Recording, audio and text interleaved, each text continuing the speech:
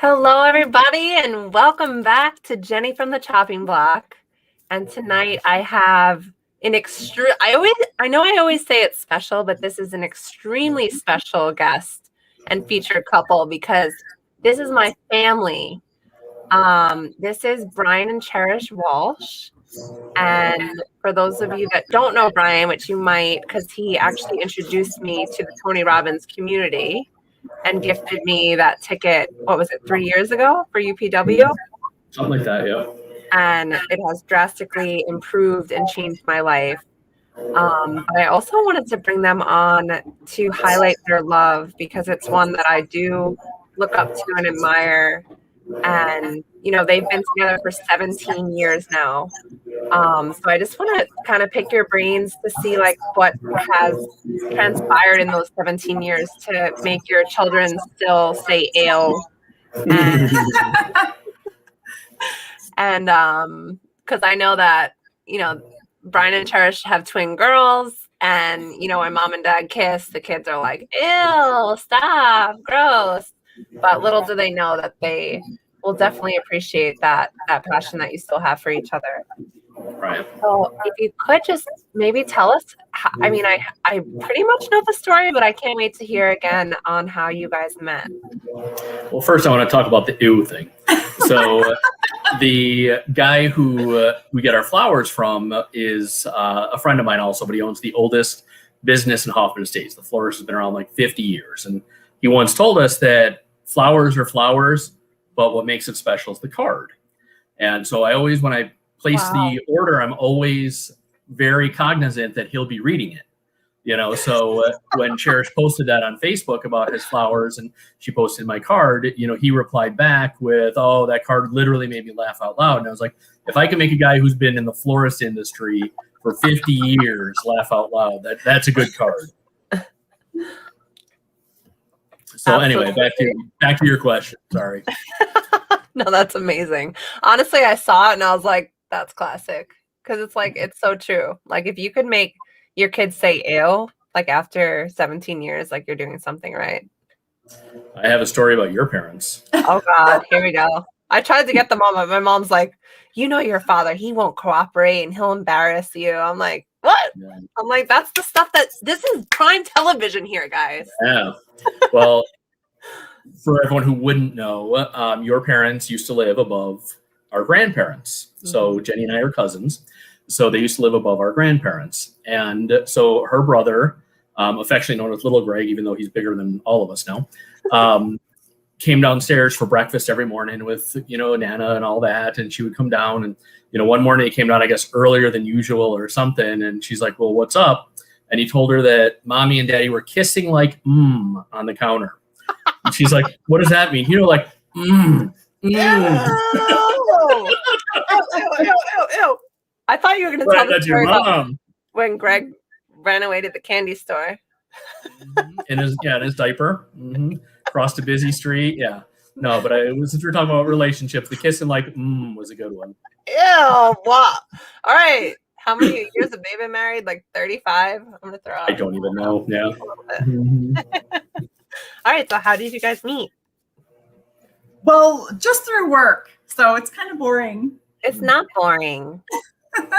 It's just through work. So it's kind of weird. So when I first met Brian, I was actually married before, and I just met him through business. And I remember thinking, oh, he has really nice eyes. And he also had really nice calves. I love your calves.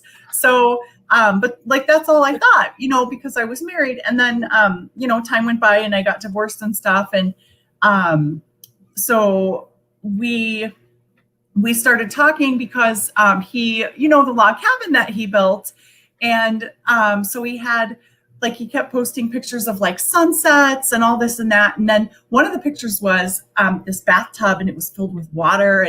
And so I responded to the email and I said, oh my gosh, I love your tub. I love your tub. I said, you know, I love to read, and it just looks like a big spa-like tub. And, you know, I just was like, oh, I'd love to be in that and stuff. So I was like, bounce, chicka, bam, bam. Yes, that is exactly what happened.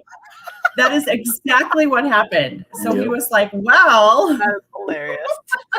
Yep. And then we went back and forth several, times and all that. And, finally I asked her out and she was like really shy, and she worked for my largest customer. So it was a little bit of a, gray area. I was like, I don't know if I want to step over this line, but she then sent me the infamous, which I wish I would have saved, 21 questions email with, she had kind of like scripted, her ideal man in her life. And I had a list. and I I always ask all my girls, because I'm curious, like, did you ever veer away from that list? Oh yeah. Okay. He's like, there's two things of him that were on my list of 21. But I think we get in our heads. Like, my first marriage was awful, and so I had all these things written down of, I've got to have this. And so, I mean, really, he's everything I never knew I always wanted. Oh, Because, yeah, Well, beautiful. and when you get a list like that, you've got two questions. It's like a first date. Everyone goes on a first date and pretends to be someone that they're not. Oh yeah. When I got the list of 21 questions, like, I looked at it and I'm like, I know how she wants me to answer this, but I'm not gonna. I'm going to answer it in my own weird, twisted sense of humor kind of way. Hilarious way. Yeah. So yeah, I mean, that's, I had to be honest, and that, set the precedent. I mean, that's my go-to in everything is humor, Beautiful. So what was your first impression of Cherish? Because she already told me her first impression of you was your calves and your eyes. I thought she was cute. She's definitely cuter now because she used to have hair up to like here. This little, I don't even know if it was a bob, but no, I thought she was cute. But more than anything with Cherish, when you meet her, it's her personality. Everybody who meets her, until they get all sides, but she's so sweet. So I'm really not. Right. She just comes That's off what they say as about me. this, oh, you're so sweet, right? So I mean, just her personality was just so sweet and nice and caring, and it just exuded out of her. I agree with that. And knowing you and you being a part of the family, I know you say you're not, but you are. So let's just scratch all that. Yeah, she's been here long enough. All right. So you met, you had, you asked her out, she was being shy, but then like, what happened after that? I love how everyone wants to leave out like the middle. It's like we jump from that, like, oh, we met, we liked each other, you sealed the deal, but then like what happened in the middle before it, like, you got serious? How was that process? Because did you both live in Chicago at that point? Yeah. Oh, okay. We moved in together after like 6 days. So. Yeah, it was really crazy. So, okay, so this is the good part. I didn't know So, that. yeah, we moved very fast. So, well, we were older, and when you know. So just cut right through it, Okay. So this is the good part. I'm a really spiritual person. So Brian asked me out to go on a date, and I was very nervous. Like I said, my first marriage was horrible, and I just didn't, I thought he was nice, but I didn't want to, I was just nervous. So I was like, no, you're a really nice guy and everything, but no. And then I remember he was like, well, we know we're nice guys, finish. And I was like, oh, that made me feel so bad. So I thought about it. I prayed about it. Like, I kept waking up that night. It was a Thursday, by the way. And I was just like, oh my gosh. And Wow. every time How do I you woke remember up, it was a Thursday? Let's back up a second. I'm just weird. She remembers like, hey, where is it's in the storage cabinet downstairs behind the blah, blah, blah, in the corner of the blah, blah, blah. Okay. So you got that.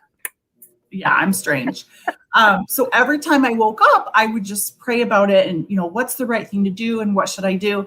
And when I woke up, I was like, okay, I got to call him. And then I did the whole thing in the movies, like where, you pick up the phone and then you're like, oh, and you hang up. And so I finally called and I'm like, no, I'm just going to do it. So he answers and he was like, this is Brian, his normal, cheerful, whatever.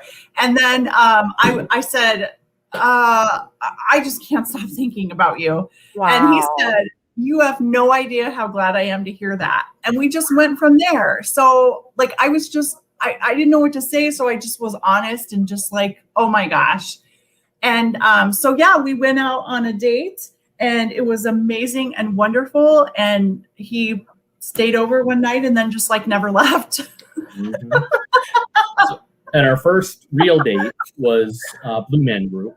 Cool. And then- I remember this. Okay. And then several, months or about a year and a half later, that was also where I proposed. I had the Blue Man Group audience do the whole thing and all that. So I have a friend that was in the Blue Man Group and on Scrubs and TV. Maybe I don't know. We'll have to recreate that for an anniversary or something. Yeah, I want to get remarried in Vegas with Elvis. Cool. that is insane. Mhm. But I would do it for you totally. I always used to joke around like I'm just gonna get married in Vegas to a stranger, like Hangover. But We've all seen those movies. They don't ever end well. Yeah, not a good idea. come on, guys, come on. This is my maid of honor and my ring bearer. Totally. So all right. So you went on the date. Things kicked off. When did you know? I mean, did you know day 6 that it was getting serious? Well, clearly, we moved in together. Yeah, I knew right away. Like right away. I was just like, okay, this is it. Yeah, I Brian, knew. talk to me. No, it was serious. I mean, because my brother as well, and he was asking me stuff, and I said, well, I hope you like her because she'll be around a while. Here I am. Right. Mhm. Amazing. All right, guys. So I incorporated this new fun game because I see it on TikTok and I just think it's adorable. And even if I don't know the couple, I just always laugh and it makes me smile. And I'm sure it will make all the people that are watching smile as well. So we're gonna play a little game, and I'm gonna say a phrase. The first one. Well, I'll tell you what it is in a second, but you're going to point to whoever you think it applies to the most. Okay. So the first one is social butterfly. Really? I would have Yes. said me. I'm the one who always has to make small talk with everybody. I'm always talking. I am always talking. I don't know. I think I'm with Cherish on this one, even though Brian, you're super social. She's, I don't know. Who's the one, no matter where we go, knows somebody? That would definitely be the you. mayor. That's not social Mhm. butterfly is you just you're, you want to just connect with everybody. Yeah, I suppose. Okay. So who is more messy? Oh my gosh. Who's the better dancer? Drives her nuts because the kids also she doesn't understand that we can walk past things and just not even know that it's a mess. And she's like, don't you see that? No. So I know that we have this thing about socks, and ladies, I mean, let's just face it. We talk about this in the girls' bathroom. All the guys wonder why we're in the girls' bathroom. It's because we're talking about certain things like, oh, Johnny left the toilet seat up again, or our favorite Cherish, which my ex literally would wear the same pair of socks 2 days in a row and then hang them on the coffee table. What? Why? No. Or my favorite was my friend told me that her fiance left an empty bowl in the fridge. Our kids do that. Yes, they leave one piece of fruit in it because they don't on. want to wash it out, I guess. No? The empty bowl in the fridge is probably my favorite. All right. So who's the better dancer? I was going to say her. Oh, can you guys show me a little something? Like an upper body move? This whole box. Who apologizes first after a fight? Oh, okay, that's good. Who's more romantic? Oh, who's more patient? We have a very special viewer right now, Jeannie. Ooh, Allen Dalton. Yeah. She's loving this relationship stuff. Rewind it a bit. And we talk about you. Yeah, we talked about when Greg said I could hear her laughing. When you and Uncle Greg were kissing on the kitchen table. I'm like, who is? Did I say more patient? You, right, Bri? Okay, who is the better cook? I still hear her laughing. You come up with some really creative things, though. Like you, but again, leaves the kitchen a disaster. So Cherish, or Brian rather, do you have a favorite recipe that Cherish makes that maybe I can recreate in honor of you guys? I know it's not Miracle Chicken. No, Miracle Chicken was an issue. She found this chicken that she liked a lot and made it like every other night. And me and Tyler finally had to come to her and be like, dude, we not do Miracle Chicken anymore. And we haven't had it since. So that's good. Honestly, that was like my mom's Dinty Moore stew when they worked when they had the restaurant, and they would leave like literally, guys, like canned stew on the stovetop with the babysitter, and I'd be like, it's a joke. Like I'd call up, I'd be like to my brother, do you want Chinese food, pizza, or stuff from the restaurant? Because I'm not eating stew out of a can, man. It's poison. So I'd say favorite recipe it's a recent one, probably the whatever that ranch chicken. No, turkey and stuffing and cornbread pudding. That's it. Ooh, do you have a quick little recipe that I could play off of? Oh my gosh, yeah, I made it tonight actually. Cool. It's cornbread pudding. Yeah. Where is it? Well.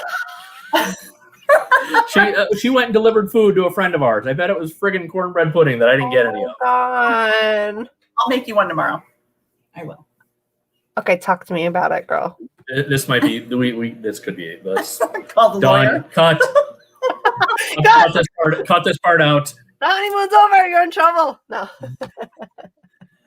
So yeah, it's really, really easy. So you just throw in a can of cream corn, a can of regular corn, half a cup of milk, a box of that Jiffy cornbread muffin mix stuff, a cup of sour cream, half a cup of sugar, and you just mix it up really good, and you bake it, I think at like 350 for 45 minutes. Beautiful. And it's good. It should have like a wet cake consistency to it. Yeah.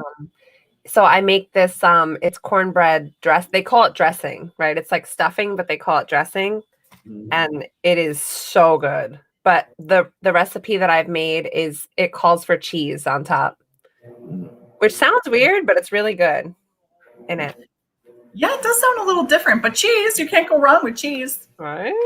All right. All right, back to our game. So, who takes longer to get ready? You think? Me. I'm like 45 minutes. Whoa. It depends. Well, my hair is really long, so I have to like blow dry it and all that. So yeah, it's because of my long hair. I could get it cut short again, and then I'd be ready really quick. We're good. She gets up earlier anyway. All right, fine. This is the finale. You guys have to really. Okay. Okay. Who has the cuter smile? Oh, he does. Oh, every couple should say each other. Come on. I know. I'm just saying. Like sometimes I don't know. You get those couples that are like, no. When you marry above your pay grade. Amen. All right. So, I want to talk about, Cherish, you said you had a love list, and Brian, I know you since I'm born, but I'm curious, did you have a list or an idea of, I'm sorry if it's really loud. This house is like, did you have an idea of who the one would be? Did you have a checklist in your head, or just somebody that you could picture yourself being with forever? No, not really. I mean, it was, I really didn't. I guess just in general, I remember my buddy Craig one time when we were talking about what type of women we like and this and that. And everyone always, goes blonde, this, that. And, I was always a brunette person, which is good. But, Craig's answer to it was, dude, hot is hot. Nice. Nice. I And think you knew Craig. He was one of my high school buddies that used to come around. I remember him. Well, you had two friends that Chris I and remember. Craig. Yeah. Those are the two. He was like your best friend, right? Chris was my best friend, and then Craig had the longer hair. Okay. But yeah, no, Chris was the one that your mom left us, me and him, in charge of your house when we killed your turtle and your Oh my God, guys. hamster. Can we talk about this now that I'm not as sensitive to it? They died. We didn't do anything to it. The guy at the pet store said that we overfed them because we were coming by every day, and they both died. So we bought ones that we thought looked like it, and you guys got home and said, wow, they grew a lot since we were gone. And your mom said, well, Brian and Chris fed them very well while we were gone. Do you know what's crazy? I believe them in a sense. Like, it took me a while to believe them, but I'm like, they wouldn't lie to me. They're my parents, But so yeah, and we had Donatello, we had all the Ninja Turtles, and then we would have hamsters that we would name Splinter. Well, this would have been Splinter Part 2. This was Splinter Part 5 probably, because we believed every time they died that it was the same freaking one, even though it was a different color. Right. We tried to match the color, but didn't get the size right, apparently. Yeah. Nice. So, and that led Chris to one of my favorite lines that he ever said to me in our entire lives was, dude, a turtle should know its freaking limits. Brian, did you really overfeed those turtles? That's what the guy at the place told us. I mean, we were there every day. That was also the trip that your dog pooped all over the house because it had a separation anxiety, and it was liquid poop everywhere. You had to get the carpets clean when you came home. Oh, this is not where you thought this conversation was going. Was that Casper? No, it was before Casper. I don't even remember what dog Teddy, it was. the one that used to jump over the fence and run away. Might have been Teddy. I don't know. All right, so back to the questions about you guys. Enough about the dead pets.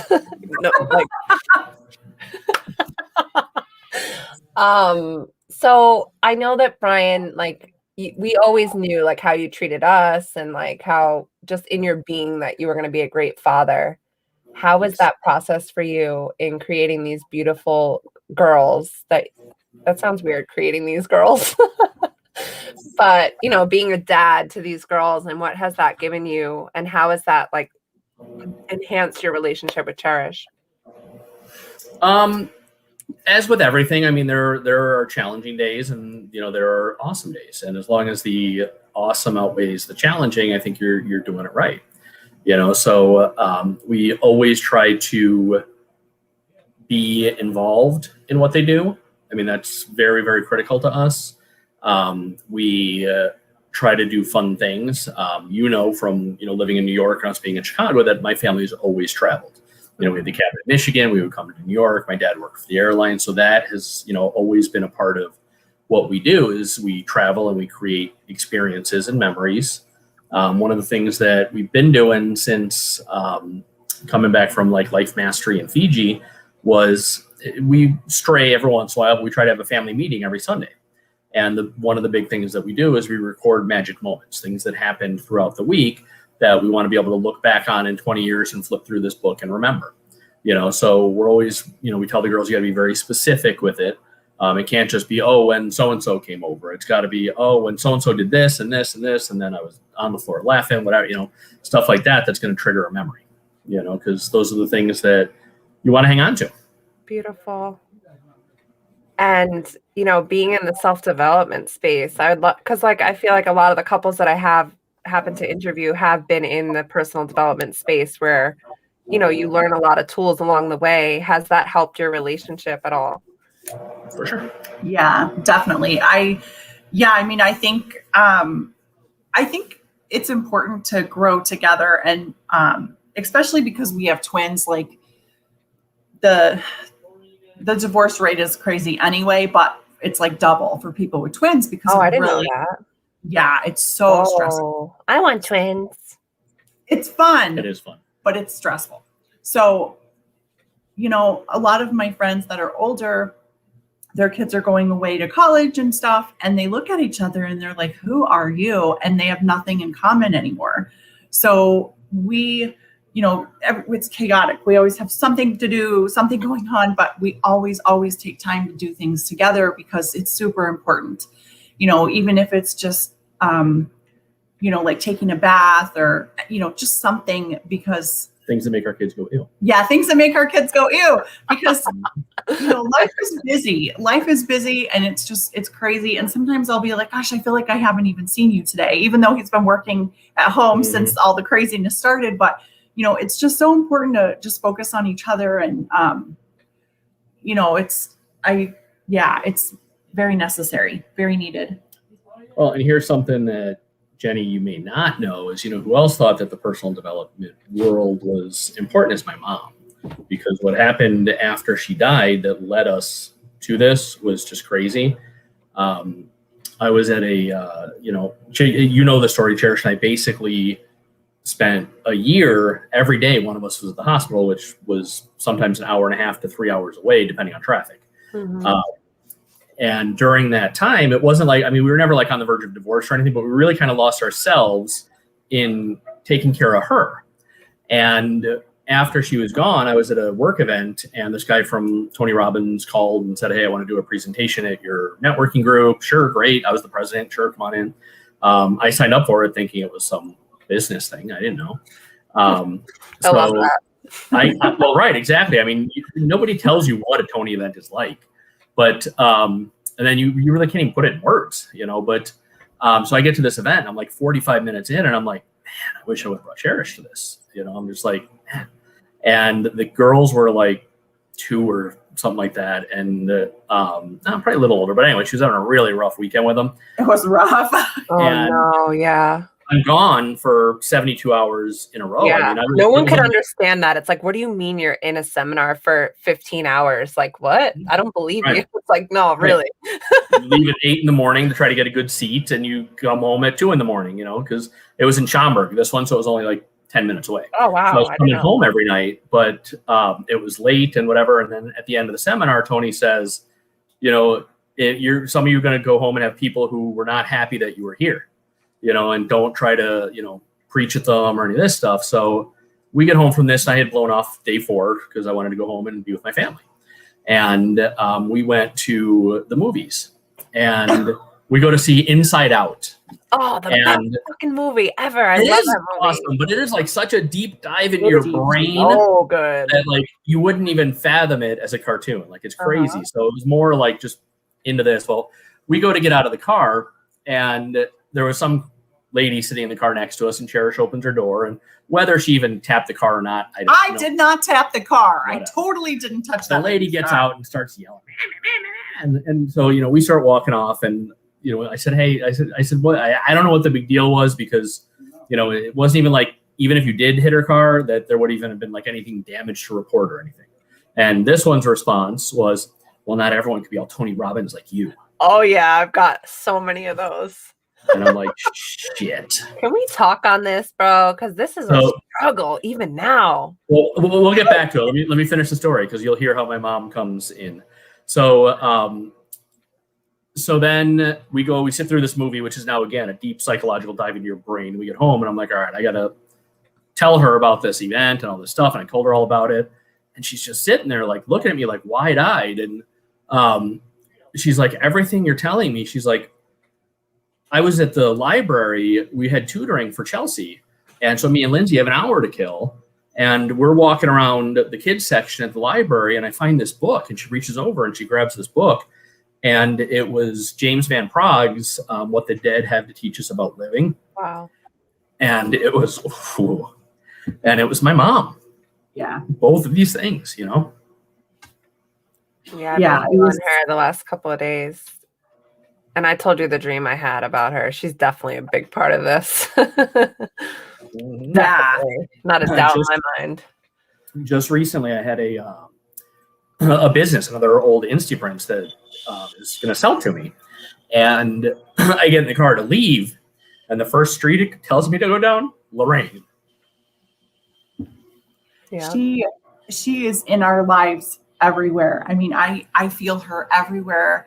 And yeah, man, I miss her so much. And she really pointed us in this direction. So after, Brian and I talked about the book and everything like that, and I just really, where I was coming from was, hey man, you left me alone with these 2 kids for 4 days, and then you're going to come home and be like, oh, everything is wonderful. And, so I had like some choice bad words to share. But once I saw how he changed and grew, like he's pretty amazing as he is himself. So for him to like grow, it's like, oh my gosh, I have to have a part of this. So he ended up sending me to Date with Destiny. No, it was UPW, but it was California. In California. And then I was like, wow. oh my gosh, I want a piece of, and so we just took off from there. Was it close to where you're from originally? Yeah, and I told her, I said, you'll see. I said, go see your mom, have her come down and see you and your aunt and all that. Beautiful. But then tell them I'm not going to see you again. Yeah. Because you need to be in there. I said, so don't think you're going to be able to sneak out and go to dinner with your mom or anything, because that ain't happening. Yeah, I didn't understand that. And then I remember like taking food and stuff, because I'm like, oh my gosh, I heard that you don't want to get up and leave because it's so good, so I had like food. And so yeah, I mean, but it really is important to grow together. I mean, it's for us, Tony is a big part of it, and just the whole communication thing. And, like I said, Brian is like really close to perfect, and I had a lot of stuff to work through, and I'm so grateful because we do work well together. And I think that, going back to Lorraine, I feel her a lot. And I just miss her. I wish she was here to just see all the fun things that we are doing. But then if she was here, we wouldn't have started Basket Brigade, and, so it's like that weird. Absolutely. Can you tell me, well, first, I want to ask, what about the book? Like, was there a message in there that like really stood out to you? It's really the whole thing. I mean, we actually went to a James Van Praagh seminar. He's the one that, the Ghost Whisperer, he was like the executive producer of that. And it was kind of based on him because he sees these spirits. And like you go to one of his events and like, I don't know, it was a small one. It was only like 150, 200 people in the room. But he'll be like, all right, I'm seeing somebody who this, and, if this is you, stand up. Maybe 6 people will stand up. He'll go interview each one until he finds the right one. And I'm sitting there trying to find the charlatan. I'm trying to figure out like what he's doing, what he's asking. But then he goes in a direction that he couldn't possibly know. And these people like break down in tears, and it like solves like, why their kid died or why the mother who died with the kid wasn't responsible. I mean, just like it's truly amazing. This guy just like really, really sees spirits. Mm-hmm. And he goes through all these stories and these messages about his events and what these spirits come back to tell the people that they've left. It's really an amazing book. It really is a good book. You should read it. It's really. That's always been a topic that I struggle with. But now I'm getting through that. But I wanted to ask you, how's Aunt Shirley? Because me and my sister, it was weird. Like me and my sister both like were thinking about her, and my sister said something yesterday, and I was like, that's so weird because I've been thinking about her like the whole week. I'm not sure. I haven't heard anything about it. Yeah, we haven't talked to her. Should reach out because she's been like randomly in both of our brains. Yeah. Wow.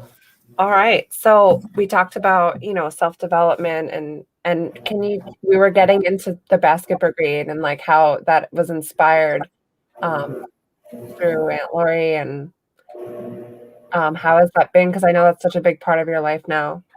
Mm-hmm. Yes. And I guess I could tie the question of, because a lot of couples that I've been interviewing are not only partners, but they're partners in like a mission, or they're partners in a business. How has that been on your relationship? And how I mean, I want to hear what you have to say about it, because I know how much fulfillment and joy it brings you guys.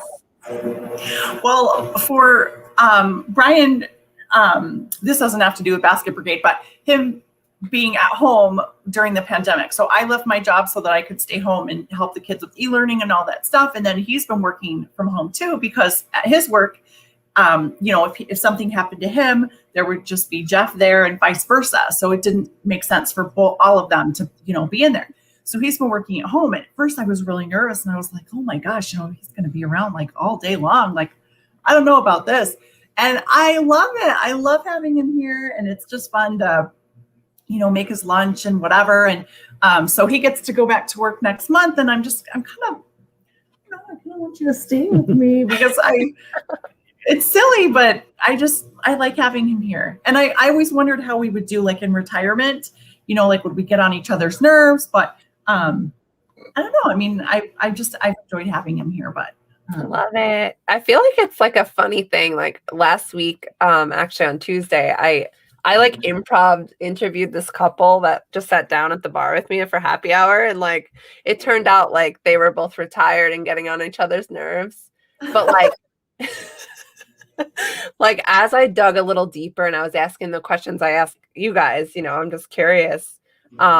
It seemed to have like, the guy who was kind of like shy and not talking and like telling her like, yeah, whatever. He like shared with me like this song. I think it was like Led Zeppelin. I don't know. This like love song. He's like, listen to he had a little bit of romantic in him. So I'm like, okay. And you could tell he absolutely adored her. But it's just funny, like, sometimes that the fact that people are in COVID and they're hunkered down with their significant other probably haven't spent this much time, if ever, with each other. It's interesting to see how that, that plays out. Right. Yeah. Yeah. So with Basket Brigade, as we mentioned earlier about my mom, she was in the hospital for 10, 11 months, and most of it was at the ICU, surgical ICU at University of Chicago, who are awesome. And Amazing. We, for just a weird twist of fate, wound up with a second turkey for Thanksgiving, and we wanted to bring her a dinner. And we said, hey, we've got that second turkey. Why don't we bring a whole dinner down for all the people that are working through their Thanksgiving for people like my mom. So, we made the whole spread on Thursday, and then we just had our Thanksgiving on Friday. But on Thursday, we brought the whole thing down. We spread it out in the family lounge, and we, brought my mom her food, which she wasn't supposed to have, but we weren't going to let her not have it. So we brought that in, and then we told all the doctors and nurses on the floor, come on in, have Thanksgiving, blah, blah, blah. And it was really cool. And on the way home, the girls are talking like, oh, that was so fun. And they said, we should do something like that every year. And then that was when, when they passed February. And then in July was the Tony event. And that was when he got to Basket Brigade talking about it. And I was like, that's the something that we should do every year. So I came home from that, but didn't know anything, nothing. We didn't know food, costs, anything. I didn't have money to go rent a location. So I talked to the church. They had to run it past their board of elders. I had to go give this presentation and all this. And eventually, by like mid-September or something, I had a place. Well, then all of a sudden it's like, all right, what do we do now? So we called a couple of our friends who are still involved. They're all on our board now, but, and we said, let's put this together. And, we just set a goal of feeding 100 families. We wound up doing 195 in a blizzard. We had 18 inches of snow. Yes, it was crazy. And it was just nuts. And then that was year one. And we've grown every year. And this past year, the pandemic hit. And in April, we had our board meeting, and we're like, I don't know what we're going to do. We can't gather groups. We can't this, we can't that. So we said, and no business is going to donate right now because most of our support comes from businesses. Oh, wow, yeah. So we waited. We got through summer, and then, we kind of came down to it of, the school, the whole district that we went to at Oak Hill, U46. They were all on board with helping us. And, they said, no matter what tier we're in, we can use the school. We bought tents just in case we had to be outside. We were trying to plan for every eventuality. And then we started fundraising and stuff, and people were donating. I mean, lo and behold, it was amazing. Yeah, it just poured in. Yeah, the businesses were donating. And then we had our friend Bobby, who did this amazing run. Last year, he ran 200 miles to try to raise money, and it raised a little bit. But this year, he did, we served 10 different communities, and he did 10 marathons in 10 days. Which is like crazy. He's crazy insane. So he was on the news, he was on the paper, he was all over, and that another flood of donations came in towards the end. And we wound up feeding 2,200 families this year. Wow. In a pandemic. Mm-hmm. So we did everything outside. And as far as we know, nobody caught COVID. I mean, nobody who was on our ground crew, we had about 100 people on the ground, We had them all assigned to different tents. We said nobody goes between the tents except for like 3 of us who were the runners. And we were changing our masks every hour, and we had cars coming through. And we had so many people show up to drive that we ran out of food before we ran out of cars. Oh We had my to start God. limiting the amount of That's baskets beautiful. to take. Yeah. So in the That's midst of the something people pandemic, wanted to help. And yeah, especially like people are, struggling during the holidays and stuff. And I want to ask you, like, what was like the most beautiful story or moment that you had? I remember Cherish shared one that left us all in tears. I don't know if you want to share that one again, or something magical that happened throughout that. Yeah, so I'll share this story. So how we get our names is people just nominate families, or they nominate their own family or whatever. So someone nominated this elderly lady, but she got scared and confused about the food. So she got a hold of us somehow, and she was like, I don't want this food. I didn't sign up for this food. So someone needs to come and pick this up and stuff. So I ended up, I called her and I was trying to get her to keep it because I don't want to go back out there, come on. So, and it's a meal. So, I said, well, I don't celebrate Thanksgiving. And I said, okay, well, maybe save it for Christmas. Well, I don't celebrate pagan holidays. Okay, well, maybe you could share it with the neighbor. I don't like my neighbors. And then she just Oh my God. thing about how her neighbors were mean to her and yada, yada. So I just let her talk for like 10 minutes, and I was just listening to her and stuff. And, and I said, I don't want you to feel uncomfortable. So I'm going to come pick up that meal. So I did. And I had a couple of gift cards. So I went over there, I picked up the meal, and it was a good sized turkey and then a box of non-perishables. So I picked that up and I left a card for her. And one of the things was, she said, nobody cares about me. Nobody likes me. Nobody would have put my name down, So I left her these 2 gift cards, and I said, we do care about you. We care about you a lot. Here's some gift cards, get whatever meal, whatever food makes you happy, and I left that for her. Well, she called me and she was crying, and she was like, oh my gosh, I can't believe you left this for me. And someone really does care about me. And it was the best. Oh, but you're not super sweet. Oh no, I'm really not. So she was so upset and like, nobody likes me. And, I just listening to her talk broke my heart, because I just thought, what happened in her life to get her so beat down? Thinking, somebody does care about her, and that's part of what it is that we do. It's delivering the meal and stuff, but it's looking into someone's eyes and letting them know that they matter, and that's so important. It's such a big part of what we do. This year we had an extra special thing as well. Was the Tony Robbins Foundation called us up. And, when they first talk about Basket Brigade, they said, hey, and then we put this book in there. Well, we've never been able to justify the cost of purchasing the books. It's like, they give it to us at half price, but it's still $7 a book. Well, our entire meal is like $26. So we just have never been, we're like, 3 books is one less family that gets fed. So we've never been able to buy the books. They've given us 100 every once in a while. Well, this year they called us up and said, well, do you want DVD sets? Those sets with like the book and the, what I'm talking about? Okay. Yeah, and we said, sure. How many are you doing? She's like, well, we're doing, we had the brilliant idea at the beginning of 2020.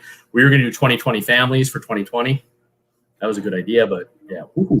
So eventually when we told her, 2020, she's like, oh, that's fine. I'll send you I'll send you a 2,200 so you can give it to all the teachers and all that. They said it's 2,200 DVD sets. No, they did not.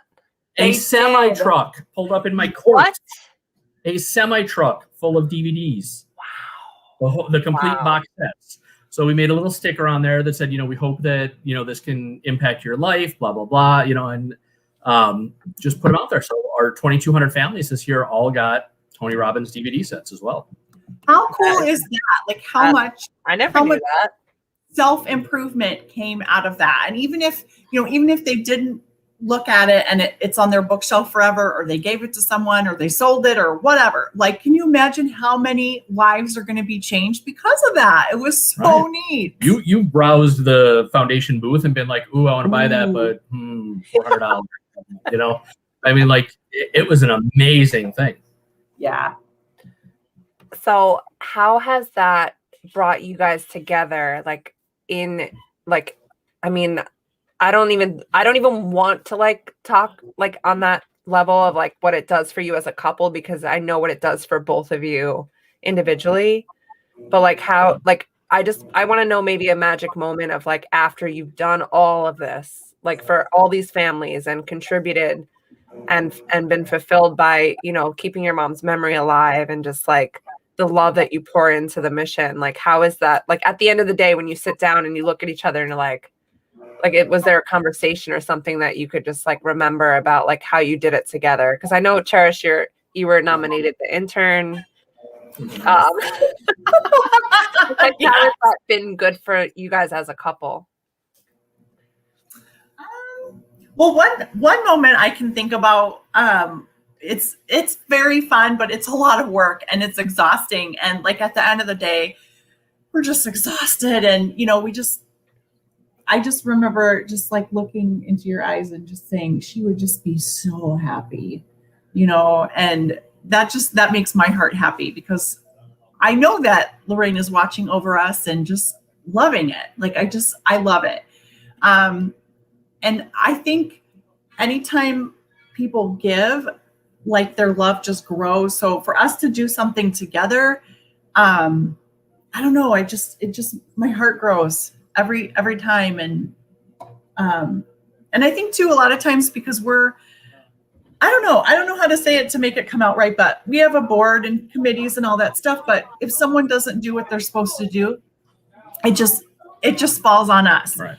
So love you guys. Yeah, we love you guys. We know, you know, everybody's busy and all that stuff, but things happen. Like people get busy and then, you know, stuff just falls on us. So I don't know. It always just feels like it's us at the, you know, midnight hour trying to, okay, let's get this last thing done, you know? So I don't know. It just working together to do something amazing for other people is just, it makes me feel good inside, and it just makes me love you even more, because you have the best heart and you're helping people, and I love how you love to help people. Beautiful. Well, I will say too that any better. I'm gonna like bawl after this interview. I'm trying to hold it together, guys. I'm very sensitive today. Well, and the funny thing is that, as she said about the board, I mean, everybody that we've got on there currently is aware of exactly what she just said and actively says, okay, how do we make sure this doesn't fall on the Walshes? You know, right now, everyone that we've got, because people come and people go every year, but all of them are very cognizant of, you know, hey, we got to do this, and we don't want it to have to fall on Brian and Cherish. Mm-hmm. You know, so we do have a really good board around us right now, and that is pretty awesome. I would say one of my magicest moments was at the first brigade that we did, when we didn't know anything. I mean, and it's a blizzard, and the credit card's not working because it was a new credit card, and Cherish is at Walmart, and I get there and she's crying, and she can see steam coming out as I'm walking out. Because all I could think about was, oh my gosh, these 150 families are not going to get to eat because the credit card isn't working. Right. Like, I was so upset over it. Right. We had these gift cards that like they had run too many times, so it killed the gift cards, and we had to call it was this whole process. Yeah. So I walk in, I'm at the wrong side of Walmart, I'm walking towards Cherish, and she can just see me steaming. And she's like, it's not their fault. It's not their fault. I'm like, it is their fault. You know, so and it was, because they killed the gift cards. But so we eventually sort that out. We throw all these turkeys in the back of a pickup truck, where like now we've got semi trucks instead of pickup trucks. But I get pies. Remember the year my whole minivan was filled with pies? So I leave, and like they're like, well, you got to pay cash because the credit card's out. I'm like, it's 8:00 in the morning in a blizzard on a Saturday. The bank isn't open yet. I can't get cash, you know? So I'm like freaking out about all this. And I get back to the church and I see 120 people in there packing and moving and doing. And I was just like, holy crap, it worked. You know, like we had no idea how many volunteers were going to show up. We didn't, you know, if we're gonna be driving these 195 meals out ourselves, what the deal was, you know. But walking into that basement and seeing all those people move in and do in and all that was just awesome. It really like was. Santa's workshop. Big time. It's amazing. And that was one of the things, like this year was with the pandemic, we had to sacrifice the assembly part of the event. So we wound up working with a local food bank who pre-assembled all the stuff and had it delivered. And we just had our volunteers show up and get them from the tents and delivery, because delivering really is the most magical part when you're handing that meal to somebody. But, this year as a board, we voted to not do it that way, even though that way cost us less money. The assembly day is part of the magic. Some people come just for the assembly day. So we want to make sure that we have that experience for all of our volunteers. Mm-hmm. So this year we're actually splitting it into 2 days because we've gotten to the point where it's too big to do in one day. I'm coming this year. Yay. Something else too that I absolutely love during the packing and all that is everybody works next to each other side by side. So you have people that speak different languages. You have, white people next to Black people, next to Hispanic people, next to, Palestinian people. Some people, you don't even, I remember when you're not being able to communicate, but everybody can communicate with a smile and a hug. Absolutely. And that's how we It's communicate. universal. And we communicate love that. mostly with our body language anyway. So it's like, I've hung out with people a whole day, like on vacation, and we both did not speak the same language at all, but we spoke the same language, Exactly. So I love that you say that. Mm-hmm. Well, and here's a good story too, talking about body language and hugs specifically, is business mastery. When I did that with Tony, it was a 5-day event in West Palm Beach. So, and you did actually get meal breaks, which was weird. So, Yeah. but you would actually leave, and when we would leave, this 1,500 people would take over the entire downtown West Palm Oh, area. I love West Palm. So it was like all of us. It was just Tony people all day, every day for all this time. And we got all done in our group. We were sitting at a bar one night, and you know how Tony is all hugs and hugs and hugs. So this one girl who was with us sees this big burly Black guy sitting at the bar and says, "You look like you need a hug." And he kind of turns around, looks at her, she gives him a hug, and the dude breaks down in tears. Wow. And says, "You know how long it's been since somebody hugged me?" And then he came over and sat with us the rest of the night. It was just like amazing. Like you don't even realize that somebody would go years or whatever without physical contact with somebody. Oh, I hug Yeah. everybody. Me too. Oh yeah. The pandemic has been so hard for me because I Mhm. can't hug people. So sometimes I still go do. for them, like I go around their middle and I hug them. I'm like behind them, like in a headlock, and they're like, I like hug their back. I'm like, my head's up. It's kind of creepy. So funny. So I love you guys. I appreciate you. I'm grateful to have learned a little bit more because, like, I've heard some of the stories, but I didn't hear them in the detail that you gave tonight. I just want to ask you, like, after 17 years, like, do you have any? Some people believe there's a recipe for success in love. Others think it's just ingredients. How do you feel? Is there anything that, like, you could say maybe you grew through together? Because let's face it, relationships aren't always sunshine and rainbows, and especially being together for so long. I mean, is there something that you could leave us with that could help us, that are looking for love or in love with their beloveds to have better understanding and kindness and together? Sorry, I don't know if that made sense, but I'm trying. Yeah. So the thing I got is you don't ever be too busy for sex. Whoa! So I'm just going to throw that out there. So we saw, I forget even where we saw this, but it was talking about how men and women are communicating differently. Like men usually can be ready, like, okay, let's go, like any second. Women, we have luggage with us. We have like an overnight bag. We have a, one of those rolly things. We have a U-Haul, whatever. So men and women, because we communicate so differently, that it's important to talk and help the woman unpack all of her crap, and then she'll be ready. So I think that's a good thing for me is, sometimes you just want to get right to it and all that wonderful stuff, but your woman has to unpack all that crap. Otherwise she's not going to fully be in it. And that's one thing that I love a million things about you, but one of the things that I love about Brian is that he's never afraid to take as much time as I need to unpack all my crap, Beautiful. And I love that about you. So I would say one of the like very cliche is the whole "don't go to bed angry" thing, but you can't. That doesn't always work. Sometimes you're just going to be angry or whatever. But what you don't do is when the other person says, I don't want to talk about this right now. Don't talk about it right now. Give them that space until they're ready for it. And that may be a day or two, so the whole going to bed angry thing, that person may go to bed angry, but they need that. I always think about that because sometimes that's tough. It's like, no, it's like, I need more time. It is. We'll always give the person that time. Obviously you don't want it to stretch into like days and weeks, because then you become like that horrible movie, The Breakup, where they were just like at each other all the time. Yeah. But don't attack them when they say, I need the space. Give them the space, whether it's 5 minutes or 3 days, whatever it is. Beautiful. You're the second couple that I look up to and love and admire, and like, so that has said that same thing. So I'm trying to see the similarities, and like, you're my 10th couple now that works, and that's definitely one of them that I've heard. So I appreciate that. Do you guys have anything else that's on your heart that you want to share? Anything you have to look forward to? Any goals like together? I know you want to plan like a couples trip together. Yes. Is there anything you look forward to like in the future? I mean, the girls are getting a little bit older. Is there anything you like look forward to together? Yeah, a friend of ours is retiring in a couple years, and they're a couple. They own another franchise like mine, and we are going to take a trip with them to Ireland, and then they want to go to Germany, but we're going to branch off and go to Scotland to go see all the Outlander stuff. Yes, we love Outlander. Have you seen that show, Jenny? I have not. I'm such a weirdo. I don't watch TV. Outlander. You've got to see that show. It's good. Is it on Netflix?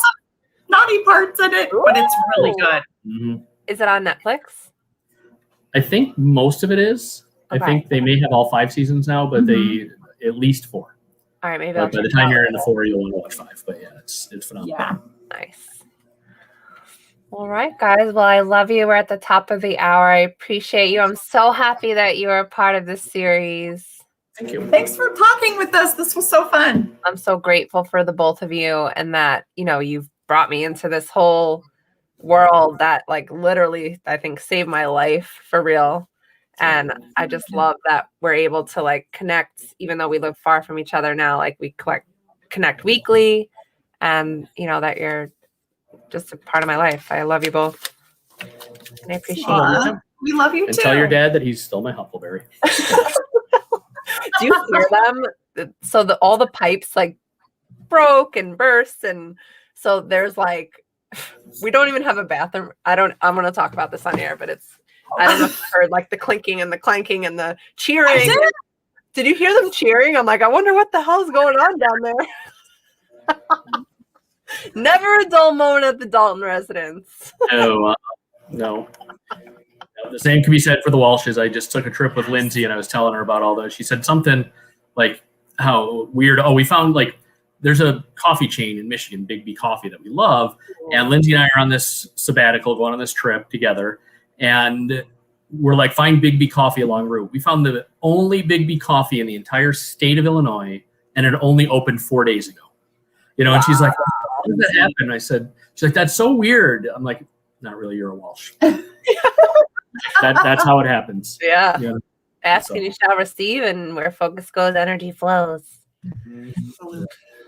All right, lovebirds, I love you, and I will see you guys very soon.